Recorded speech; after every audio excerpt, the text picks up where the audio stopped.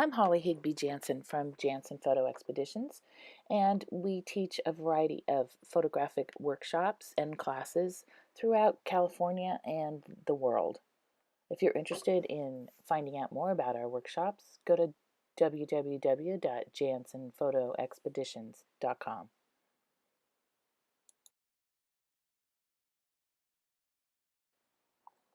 I'm going to show you some Lightroom quick start tips, and as you can see, there's quite a difference between the before and after. Hi. Today I'm going to talk to you a little bit about my workflow in Lightroom. I'm really excited about this program. I've been using it for a few years now, but I actually converted over from Photoshop, and I had been using Photoshop exclusively for about 15 years. And because I teach photography and teach Photoshop, I thought it would be important for me to learn Lightroom, and now I'm a convert. So I'll just show you a little bit of my Lightroom flow and how I go through this process. Of course, you can always take my class, the Lightroom Quick Start, and I'll teach you step by step how I go through this process. But on this tape, I just want to talk to you a little bit about how I got this image. So I love the light, the sky, the way everybody looks in this picture. It's my favorite image from our Iceland workshop. And I'll show you where it started. This is where that image started. And usually as you go through your camera roll and you're looking at your raw files and you're thinking, that one, I'm going to throw that one away, I'm going to throw that one away. It's really important to take a look at your histogram. So here's the histogram for this particular picture.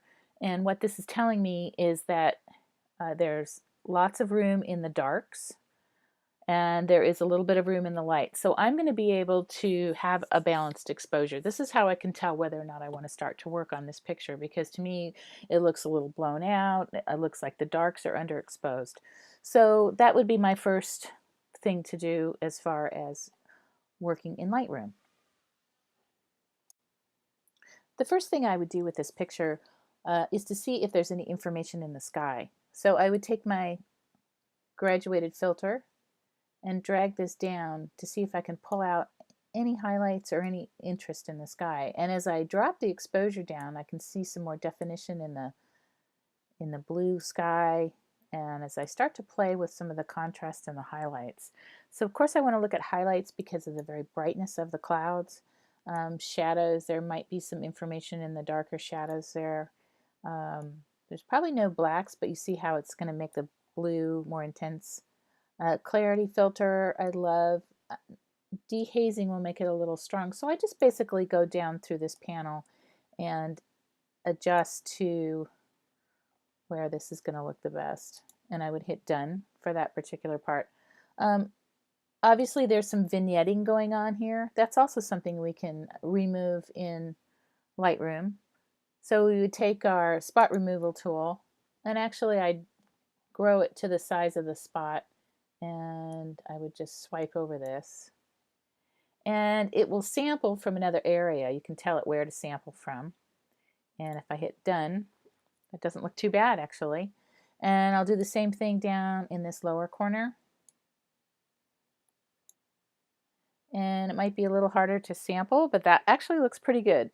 It'll go out and it'll pull what it thinks is similar. So that looks pretty good. I may also want to, of course, I think I'm going to want to remove this person right here and remove this fence post. So I can either take that back into Photoshop, which would actually be the easiest thing to do in using Content Aware, but I can do a couple of things, of course, in Lightroom. I can just crop this down and just remove him. If I want to if I want to do a custom crop, I would make this a custom, I think. There's no reason to have it the exact. So you would unlock this to create our custom crop. So that easily gets rid of Dean, our friend Dean. And then the post, actually you can just crop out the post. So I think I'm pretty happy with that result there. The next thing I do would be to highlight the horse and Mark and Snorri in this picture. So basically I would take my radial filter and I would select the area of the horse's head, and I would make sure that the mask is inverted, so meaning that it would just affect inside the horse and inside the horse's head rather than outside. And then I can go up and selectively adjust the exposure and the contrast and the sharpening on just the horse. And I can actually do the very same thing on Snorri and Mark. So I can just I could just duplicate that, bring that circle over, and that brightens them up a lot. And then maybe I want to pull this down, so I hit the Option key on the Mac and pull it down so it brightens up all of their clothes, etc. And the other thing I might want to do with this is I might want to try to bring out a little bit more of the sky. So I would again use my radial filter and see if I can really boost that information in the sky there. And that's starting to look a little bit more dramatic. Then the last thing that you do when you're working in Lightroom is you actually will sharpen it. So I would just go down to sharpening. It can be different for every camera, but I usually use my amount of sharpening at about 100.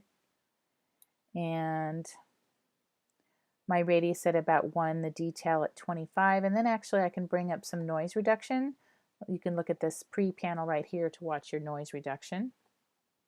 And that's sharpening my image. And then I might go back and kind of review what I've done. And I'm thinking these might need to be a little bit brighter.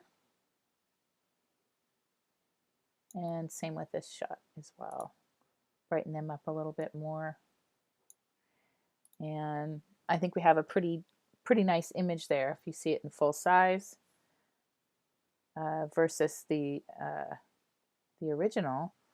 I can actually go back and revert to the original, which is this one.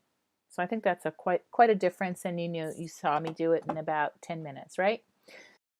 So give my Lightroom Quick Start class a try, and you too can be photo editing in a snap with our Lightroom Quick Start. Thanks a lot. Bye-bye.